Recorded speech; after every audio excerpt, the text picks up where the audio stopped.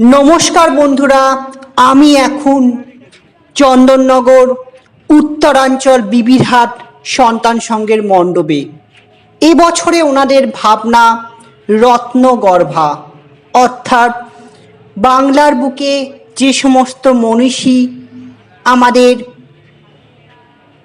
কীর্তির পরিচয় দিয়েছেন, রাজা রামমোহন রায়, ঈশ্বরচন্দ্র বিদ্যাসাগর হোক বা প্রমুখ, তাদের সেই জীবনী, তাদের কীর্তিগুলোকে তুলে ধরেছেন উত্তরাঞ্চল বিবিরহাট সন্তান সংঘ।